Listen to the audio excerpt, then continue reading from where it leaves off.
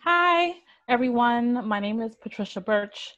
I'm an attorney, a model, a writer, a Black person just trying to live in America. Uh, I'm happy to be here to talk with everyone about how we're doing. Who wants to go next? I can pitch it to somebody. I can pitch it to Michelle.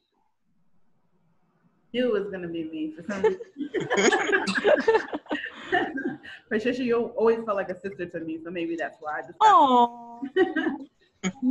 So also a smart glamour model, also a former social worker. I'm also a writer. I write for television. In addition to that, really all around positive viber. Just really trying to send a lot of positive vibes, empowerment, and love. And I miss my smart glamour models, and I wanted to just have a conversation about some things that have just been going on and find ways to continue to empower and affirm each other. And I guess I will pitch it to Alex. Oh, thanks. Hey, y'all. I'm Alexandra Castro. I'm a Mexican-American woman. My pronouns are she, her, hers. I'm originally from Texas. I live in New York City.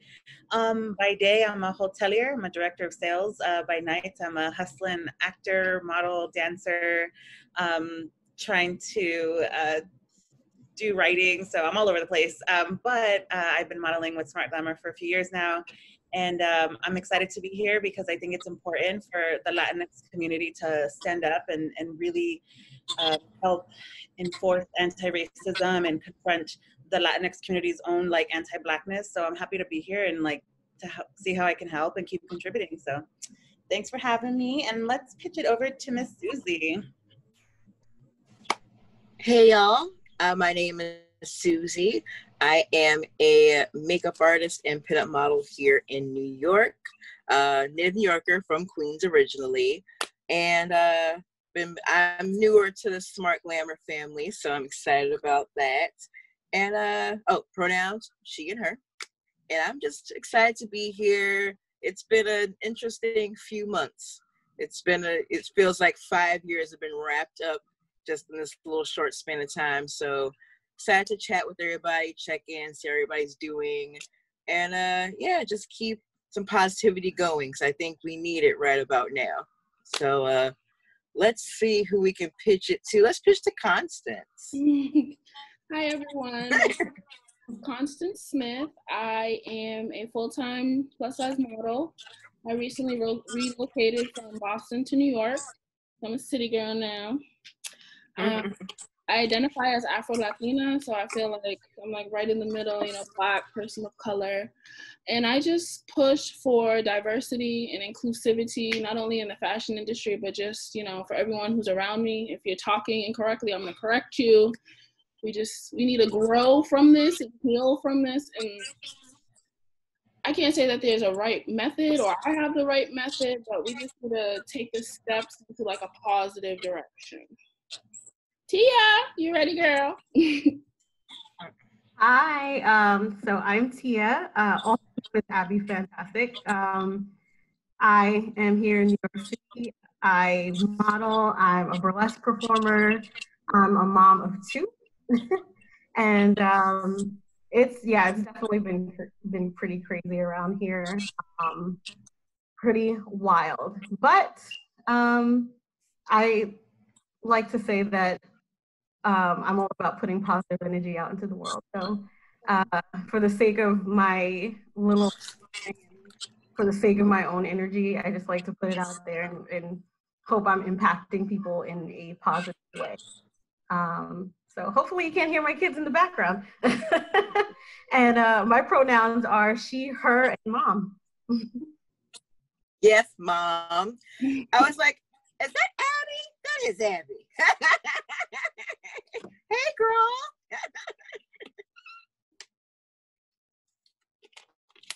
So how's everybody feeling?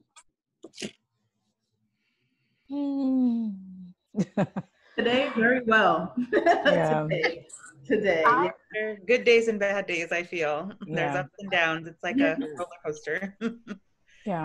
I feel like I'm busier now in quarantine than I ever was before, which is the complete opposite of a lot of my friends and family. Everybody has all this downtime. Mm-hmm. I don't. I'm actually right now on a break from work. I have to actually clock back in. Oh, wow. Oh, wow. So 11 after I put the kids to bed. And I started my workday at 7 o'clock. So. Wow. Yeah. It's so interesting. I'm on the Pacific Coast, and I have to keep. I'm like, okay, 7, 5, okay. So now I get what you're saying. We're 3 hours behind you guys, so I always have to factor that in with time. Yeah. Yeah, work has been interesting. Talking about that.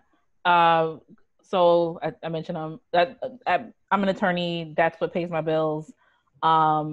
And I do work that focuses on supporting employees in a New York City government agency. Our focus is like equal employment opportunities. So that's like equity, right?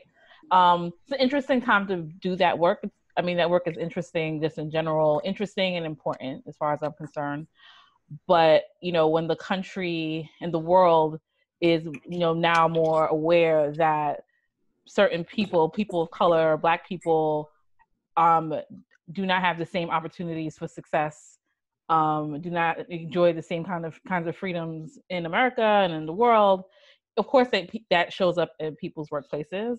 And so where I knew that I was doing this work to like help ensure that people had the same opportunities for success in the workplace, the fact that the work is needed has just become, it's the idea that it's needed has become more heightened for me and for my colleagues, and it can feel like a lot sometimes. And so I'm, talking about like, I was glad to be here to talk with all of you. Everyone said that they are feeling like very positive, and it's not that I'm a negative person, but there are times when it just feels really heavy. So I appreciate everyone's example in talking about being positive. Although I would want to understand, maybe whoever wants to share about what your take is on being positive in the midst of something like, national unrest and also awareness of the plight of Black people in this country. Like, what does it mean to you to be positive in the midst of that? Well, I don't want to bring us to church, but my faith is very strong. Mm-hmm. And I'm a realist as well. I see the negative and I see the positive, but I have to find a common medium because it's like a weighing scale. It could go one way or it could go the other. But I just focus every day on things that I'm grateful for. Okay. I'm alive. My family isn't in the best of health, but they're still kicking. I have money in my pocket. I have a place to lay my head. I'm not homeless. Right. I'm not, trekking from one country to come into another. Like, I get it. There's so much unrest and so much negativity and just everything. Honestly, this feels like a nightmare right now, but I just choose to ground myself, connect with my creator, whoever you connect with, and I just choose to focus on me. It kind of sounds selfish, but who else is going to check for me at the end of the day? But that's real. Mm-hmm. Yeah, and to that end, my faith is also very strong, and I believe in God, and I believe that everything that He does is in divine order. And I know initially, it was hard to kind of feel like, oh, we're forced to be home. But then I had to start thinking about it a different way, where I now wake up and I think of 3 things that I appreciate for that day, right? Life, health, and strength. Okay. I thank God for the ability to have a place to stay. I thank God for the ability that even when there's a lot of people that are lacking, some of us are not working. I'm not currently working, right? But God still has sustained me even despite that. I have food in my fridge. I have food in my pantry. I have nothing to complain about. And so I walk with that. And I also try to encourage people to kind of think on that kind of level. Like, just think of 2 or 3 things that you're really just grateful for and having a sense of appreciation. Everything else will work itself out, I would say I kind of agree, piggybacking off of that. Mm. Naturally understanding that things are really crazy right now and things are very unsettling, but to help keep myself grounded and push through, I feel like I have to be positive and at least look at the silver lining. So it's like, looking at the silver lining doesn't negate the fact that I acknowledge that things are not the way they should be. Like, there is hurt and pain, but there has to be something in me that says, this too shall pass. Okay. Like, this isn't going to be forever. Prayerfully, it's not forever. And it's got to keep pushing through. And it's like being grateful of, what my life is looking like, but still reaching out, trying to help others in any possible way I can. Because it is, I feel like I am in a blessed place and not everybody is fortunate to say that. So I'm like, all right, let me kind of pass that positivity on to other people and be able to uplift as much as I can, like checking in on people, like, what's your bank account looking like? Can I slip you a couple dollars?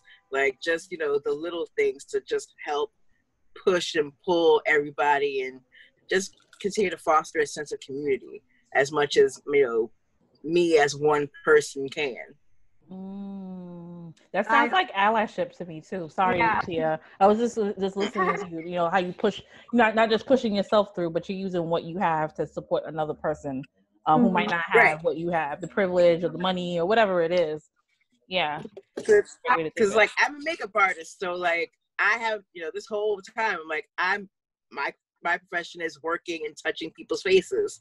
So that's been kind of crazy as well. So I'm like, I don't know what this next chapter is going to bring for my profession, but I'm like, all right, this might push me to move into a next chapter for me career wise. Who knows? But in the meantime, it's like, let me just push this positive energy. Like, all right, we're going to get through this. Like, we will be good at the end of the tunnel. And I feel like, kind of talking in terms of not just COVID, but in regard to Black Lives Matter, I don't want to say I'm happy that, people are finally opening their eyes to what we deal with as Black people and people of color, because we've been talking about this forever. Right. But it's nice that everybody's finally like, oh, we should do something about this. What can we do? So it's a heavy time, but I see hope. And that's what's keeping me together. That's keeping me together. I think that's exactly it. I feel like, I just don't have the energy really, or the opportunity to ever sit and dwell on anything. I have children, and therefore they always keep me in that present moment. But the good thing about children also is, when you look at them, they don't really have the ability to contextualize what's going on.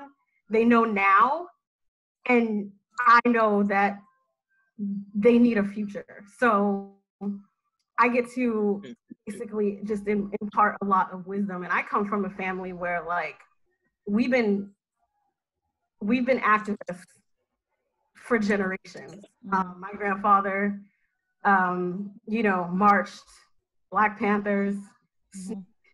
My mother too marched. She was just recently, like, she did all the women's marches and everything like that. So, like, this is just something that's always been a part of me. And the same thing with just being active in the community. Now I get to show my children how to do that as well. And so, yeah, things are really heavy, but we've been fortunate enough to be able to, I'm working, so I have money. I can't be out protesting, but my kids and I were passing out food at one point to protesters, like, stop by, get something to eat before you go, or come by after and get something to eat. We were out there.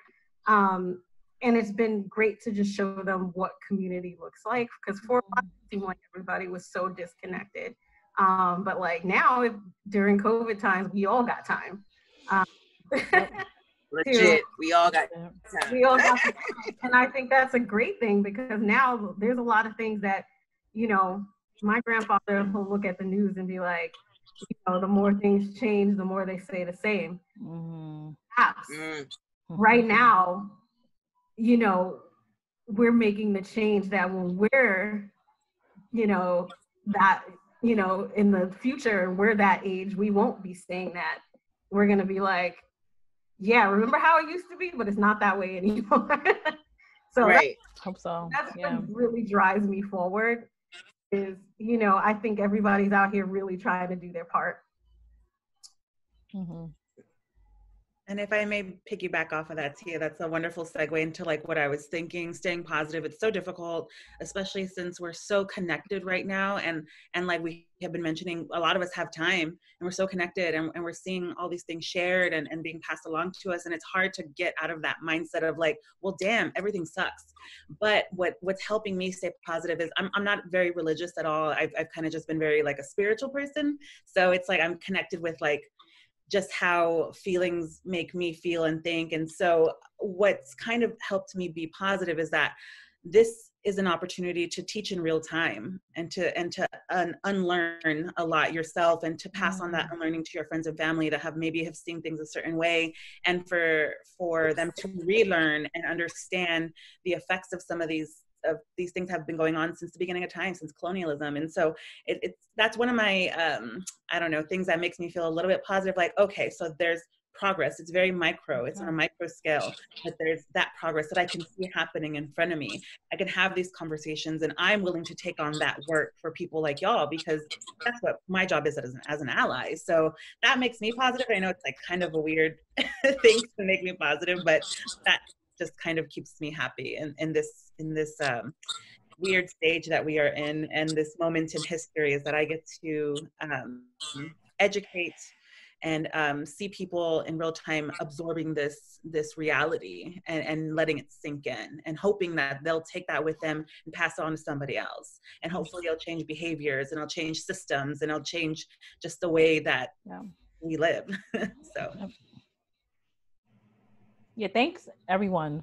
That's all like so helpful, and listening to all of you as someone who, I just said like things feel heavy. I think things felt heavy today, to be real.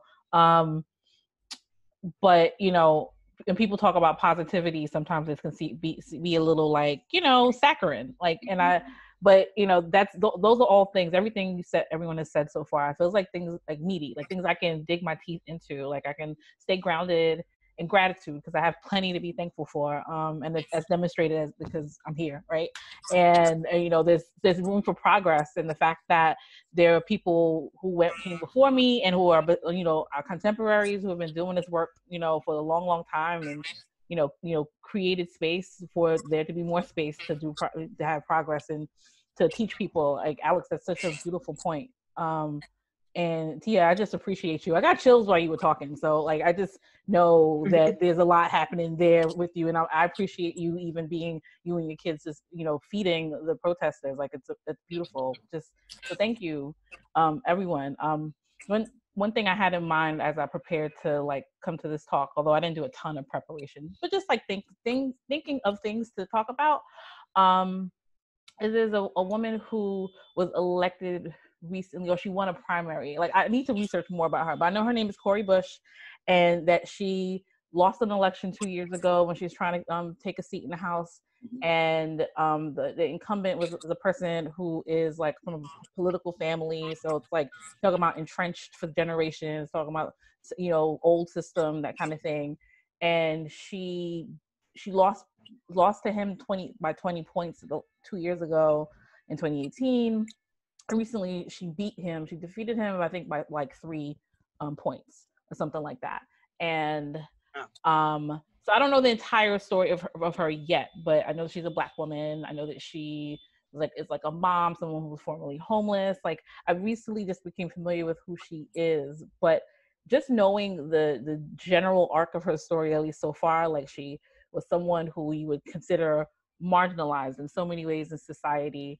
And, she got the support, she went for office, she lost, she kept going, and now she won. It makes me just think about like the importance of, like you staying steadfast with the goal and finding, finding community, having a coalition, staying focused, and the whole idea of like, if at first you don't succeed, you try again. And that Black, liberation for marginalized peoples, not just Black people, but all kinds of marginalized folk. Like, it can happen, but we just have to keep trying. And even when it feels heavy. But it's like, but how do you keep going? So all of what you just said, that feels like ways to keep going. And I hope that people watching this, like, can benefit from it too. I definitely have. Yeah. And to that end, thank you for that, because I wasn't even aware of that. So I'm gonna have to research after this. I'm gonna have to text you for her, the definitely, yeah. But to look that up. But that's amazing. I feel like it's a really great time, in the sense that now with Black Lives Matter movement, I feel like now a lot of corporations have been confronted, for lack of a better word, with the need to really be more diverse. So, for example, I also come from the school of UCB, Upright Citizen Brigade. For those who may know, it's a comedy writing school. A lot of comedy schools now are positioned where, okay, you know what, we need really more inclusivity of all of our students. The school is, and it'll give the breakdown of what is, who is what, and they have more Caucasian teachers, and they're like, we need more Black teachers, we need more teachers who are inclusive of the Latinx community, we need more Asian teachers. Like, we need to be more inclusive of really all of our students, and that has always been my experience. So it's good to see now that those people, Hollywood now is starting new mentorship programs for Black writers, because our voices are important. Our stories need to be heard. And really, if you think about it, as children growing up, we can remember maybe a handful of shows actually showing, like we can remember like Cosby Show, Moesha, that was different world. And maybe, a handful of shows that really represented our home, our culture, our family, our values. And so the time is now for us to really be making those waves in a lot of different fields. And I for one am relishing at the moments of change that these movements have called for. So thank you, Tia, for what you've done, because what you've done is not only have you opened your home, but you've also shown your child, guess what? This is what we're about. This is our heritage, right? Our heritage is about supporting one another. You're creating a community of children and people who your children are affiliated with. Now that's another community. Now they get to say, you know what, because of what my mom showed me, I could take this and I can move. So I'm really excited about where we're going.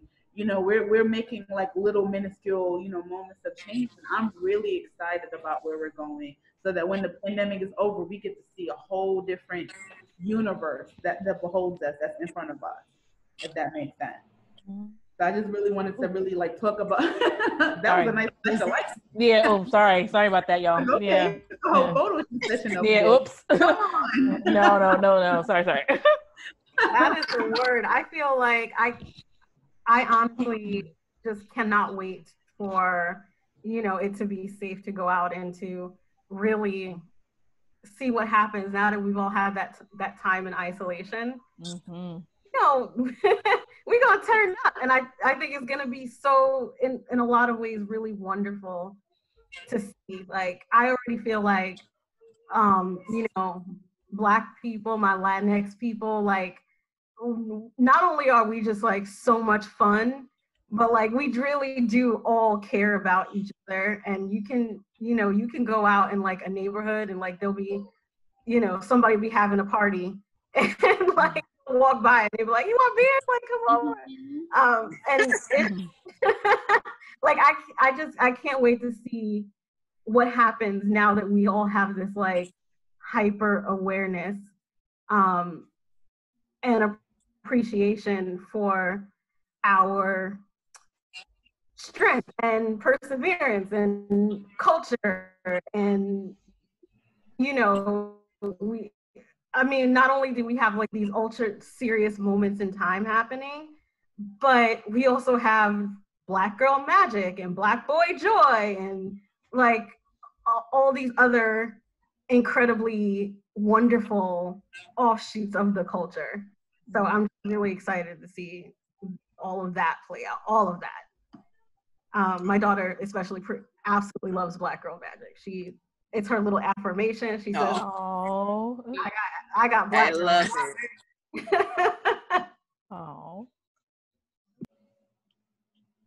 What I really liked is that, Michelle, you brought up exactly what I'm trying to do in my work, you know, being an actor, being a writer, being in the arts, and challenging all these companies and all these establishments that claim to care about us and that claim to want to produce our art, yet we don't ever see it out in the mainstream. And if we do see it, it's snubbed. And if we do see it, it's not recognized or it's not honored. And it's truly not centering like Black voices. It's not truly centering Latinx voices. It's written by, you know, non-people of color. And so I'm excited that a lot of us have been doing our homework, I guess you can say, and how we can really help like elevate and center and empower and push forward and celebrate Black art, you know, Latinx art and stuff like that. So as painful as the quarantine is, it's like a lot of people got to do their homework, and it's exciting to see because a lot of the people that are in quarantine, what have we been doing? We've been watching TV, we've been reading books, we've been going online and watching web series, we've been, you know, picking up TV shows, and we've been trading, I don't know, like threads that are written by wonderful writers and stuff like that. So to see what's going to come in this next wave of folks that have been doing homework and educating themselves, like that's an exciting thing. And the unfortunate thing is that we've had to live through such a painful moment, and we had to live through such just an indifferent experience, not just with Black Lives Matter, but like with watching you know, people die with this virus, and then also watching, you know, people still being kicked out of this country, going to a country they've never known. And so all these insane things that are wrapped in one, it's like we're all living through it, and we all really are kind of constricted. And so I think some people are making the best of it by doing that homework and showing up and understanding how we need to really just educate and share and empower. Because one of the things that was making me a little upset recently is a lot of the Latinx people saying, well, what about us? What about us? And it's like, there's just two different experiences. So we can't draw it back to us. There's something happening right now with, you know, with our counterparts. And like, that's important to recognize and not turn it around and say, what about us? So I'm just super excited that this next wave of things that hopefully come out of this will be truly a reflection of what, you know, a struggle has been like, and what the joy has been like. And like you said, like Black boy joy and like Black girl magic, so that can really be understood. Like, it's not people just trying to show off. It's people celebrating who have been oppressed and marginalized since the beginning of time. So anyways, I wanted to just piggyback off of that. I thought that was a great point to make, is that, you know, we're going to see a change, hopefully, with all of our entertainment and all the things we intake normally in such high doses. And in regards to the entertainment industry, also like the beauty industry, really, as soon as really Black Lives Matter, you know, in June, popped off a little bit again, a lot of companies were tasked to present how many people in their leadership were of color. So it was very eye-opening for us as consumers, people within the industry, and also the companies themselves to be like, hey, we're sorry, like we didn't realize or didn't even really pay attention to the fact that, you know, there's not enough people of color within, you know, the company and people within power. So I really appreciate people, you know, companies tasking themselves and being upfront and being like, hey, we're part of the problem, we're sorry. So that's been really interesting to see. And then kind of going back into the entertainment world, as a makeup artist, it's been really an interesting experience as I've been developing my skills and, you know, building my own resume. Some sets I've been on, they make you feel like you're the help, like that you're not even like a valid person within the crew. And it's, you know, not all the time, but there's some times where it's like, you know, you feel the atmosphere of separation. Like when you're the only Black person on set, or you're the only Black person on that creative team. And sometimes it is awkward because it's like, you're always feeling like, okay, if I do this, are they going to be like, oh, she's being extra? Or if I, assert myself, are they going to say, oh, she's got an attitude? Like, it's always like that policing of yourself to feel, be non-threatening. The last project I worked on was really amazing because they were it was produced by a woman of color. So there were tons of us there. And we were like, why can't it always be like this? Like, we're all just chill, creating, having an amazing time, and being, building something successful. So it's been really interesting to see people and companies say, okay, we need to do better. And hopefully it's something that is stuck to, because that's the thing. It's like, all right, put your money where your mouth is, and be honest, and actually go forth, putting, not even just Black folks, like, Latinx people, Asian folks, like really creating spaces of diversity. So let's see if they actually do it. Because I definitely have seen that too, especially like being a performer as well. And it's just like, when they're like, yeah, we totally, we're all about diversity. And like, I walk in and I'm like the only person in the room. And I'm just like, oh, so now this all falls on my shoulders. I'm the diversity. Hello. I'll be your diversity for tonight. And diversity hire. Right. Well, literally there's the diversity hires are an actual thing. I'm listening to you, talk, Susie, and the phenomenon you just described shows up in all kinds of industries. Definitely, I'm a lawyer. Trust me, like, I've definitely been the only Black person, only Black woman in spaces. Even in New York City, that's the case. But what I wonder about, and definitely been sort of burdened by too, in the context of my work and also just in my career, and just in life, is just like, if the people who were in charge of creating those spaces where we were the token, or there's just the one or two people, and they think that checks the box, so to speak, to take care of the diversity requirement, are those people just suddenly sway, have their hearts just turn to something else because they're aware of what happened to George Floyd, for example, or are they realizing that everyone else around them is crying out that Black Lives Matter? Like, should I, or do you believe that people have just changed, or what is happening? What is it like? Because I can tell you that, in my opinion, an opinion is based on my experience dealing with people with significant amount of power over other people's lives. The answer is no, that their hearts have not just changed, that they understand that they need to provide a response because there is like an outcry. But thinking about people who have power, they've got power. They gained the power in the context of a system that was designed to oppress certain people. And so even with the best of quote unquote intentions, that, they're not going to readily let go of a system that empowered them. And that's like stating the least, because individuals have their own different things going on and own different like biases and things like that. But just talking about systems, like, those who are in charge, those who have power and got that power, because by the benefit of a system that oppressed me or oppressed you or whoever, how readily are they going to let that go if they didn't care to let it go before? But the thing is that, like, what were you going to say, Constance? I felt like I don't want to cut you off. Oh no, I just said it was going to take some time because granted we're taking these micro steps and making these micro changes. It's not going to happen overnight. And I was kind of like disheartened when I was seeing, like on social media, people pressuring celebrities to respond, pressuring brands to respond. I would prefer silence over a bullshit ass response. Right. I would rather you come up with, a genuine plan and you're consistent with it, because that is my main issue with brands during Pride Month. You never see brands promoting the LGBTQ plus community, but come Pride, month, June, everybody wants to put a rainbow on everything, a rainbow on a t-shirt, a rainbow, this, that, and the fourth. And like, this time has definitely allowed me to reflect like on my modeling, or allowed me to just reflect on like all the hard work that I've been putting into my modeling.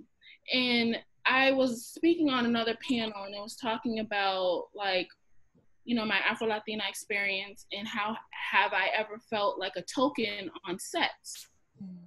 Outside of SmartGlamour, I've never felt like this at SmartGlamour. So I always come back. I always, you know, suggest to do it because it's community. I feel appreciated, loved. Yes.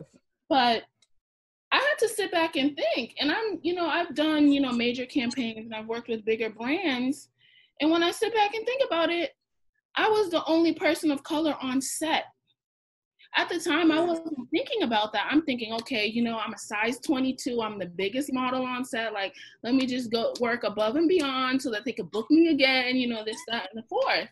And I'm just like, damn, I never thought about it. Like, not saying that, you know, I don't think about race and ethnicity and color, because all my life, I've always had to defend myself.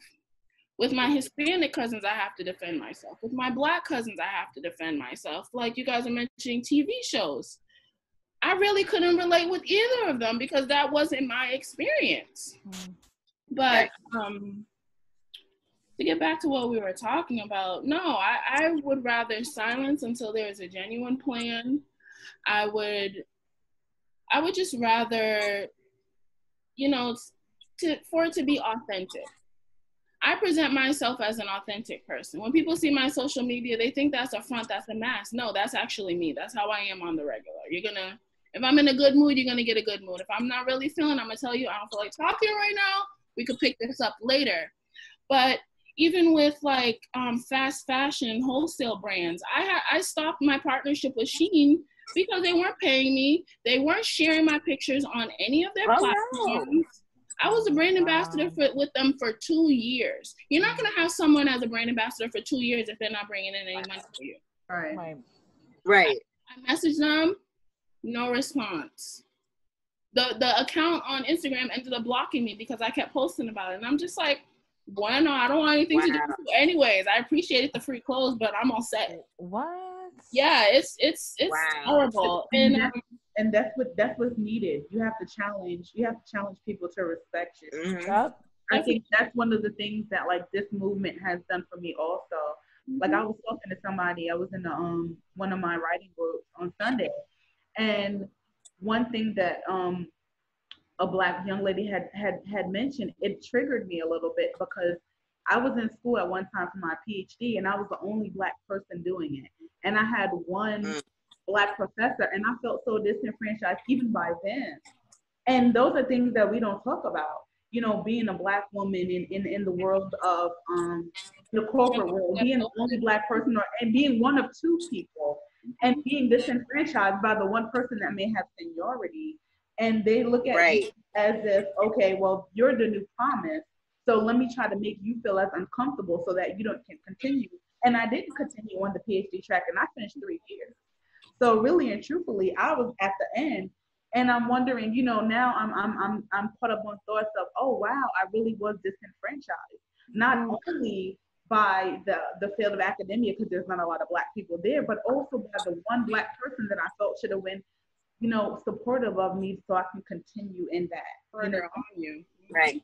And I learned a while ago when I was taking some courses for just people management and things like that, that Black women are like statistically more likely to suffer imposter syndrome and not continue on doing things because we see ourselves in positions of power and authority so much less often. And of course, you know who suffers the least from it? People that have the biggest support. It says white men suffer less of imposter syndrome, and I know that I suffer with that all the time as a performer, as an employee, and it's super weird how intersectionality works, because sometimes I'm sometimes not as aware of my Blackness as my womanness or my parental status or my weight. It all sort of just shifts around. And sometimes that causes me to not pick up on something that I would have normally have picked up on. And it's just funny how that works. Mm-hmm. Yeah. You don't notice till after the fact, like, oh wow, I should have said something. Right. Exactly. And it's so interesting how, you know, maybe that's the reason why we are supportive of other people, because we see where we were also challenged in that area when we were in certain arenas and we didn't receive that same support. So we essentially want to be the change that we would like to have had, you know? So we want to pay it forward in that respect. Yeah. Yeah. I'm grateful for the opportunity to talk about these things. Mm-hmm. Right. Yeah. Yeah, I was just thinking about it's good to have a forum to, again, just kind of.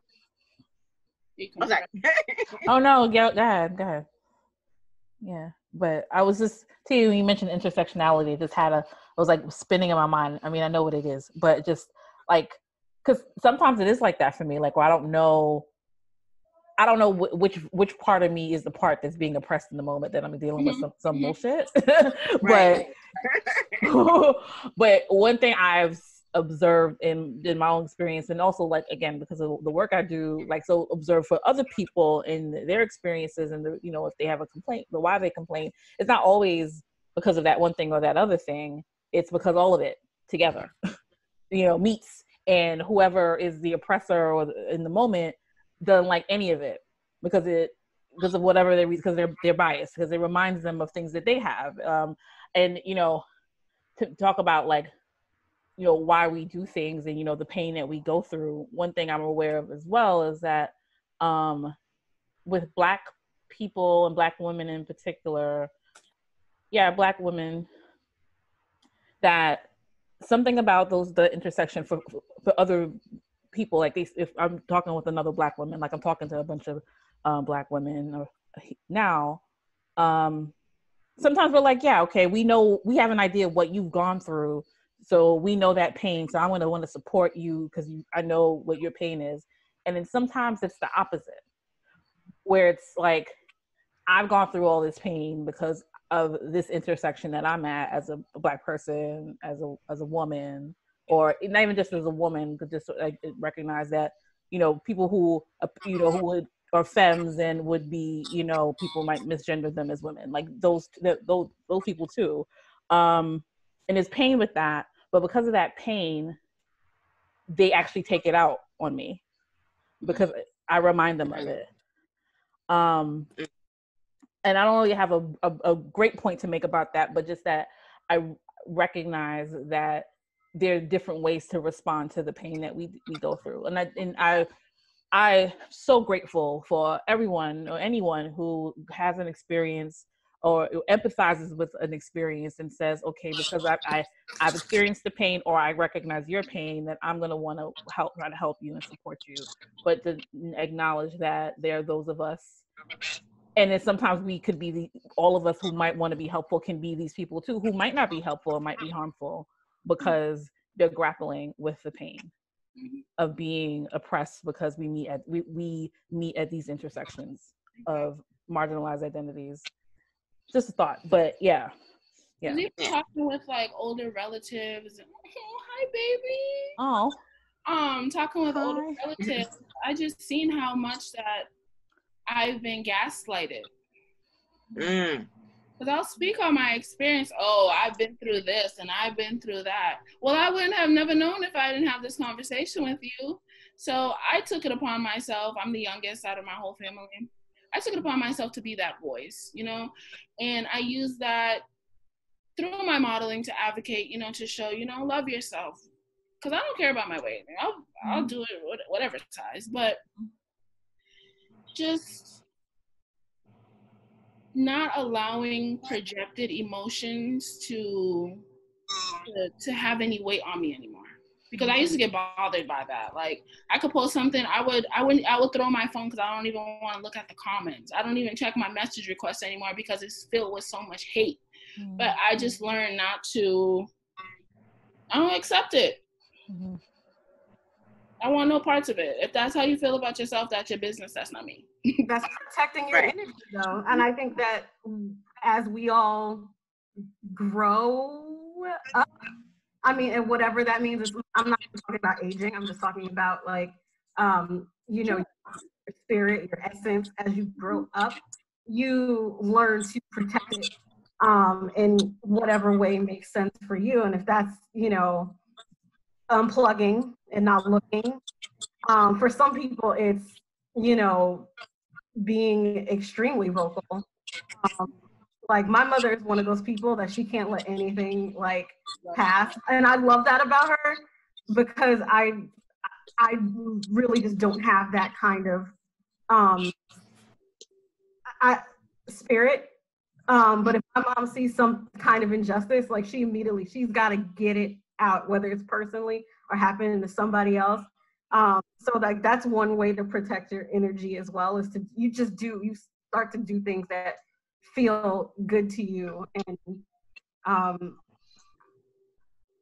I also am, like, one of those people where I just, at some point, I have to disconnect. I spent a lot of time in the first few weeks that things were going on, with the whole thing with George Floyd. When he called out for his mom, that, like, it killed me. It killed me. I couldn't even watch that video. I still haven't watched that video. I didn't mean to watch it, but somebody, like, sent it, and I accidentally started, and I couldn't. And I gotta say that broke me for a minute. And I was online.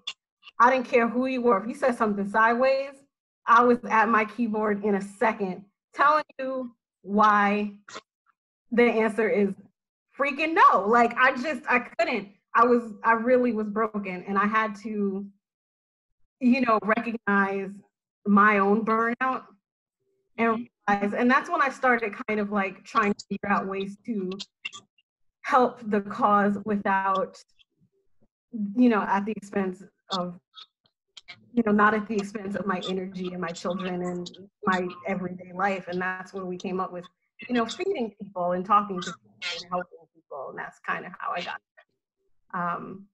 But yeah, I think that's really important for a lot of us now is, you know, how do we move the movement forward without burning us all out to the point where we give up? I think that's important. To really just be aware of our energy, right? And do things that feel good to our spirit. So for me, that means taking breaks from social media. That means not worrying about posts, not worrying about numbers, not worrying about influence, but just taking time to dig in. Whether that's me meaning that maybe today I just want to watch TV and not talk to anybody, that's okay. I'm well within my right to do that, because today I'm edifying myself, whatever that means.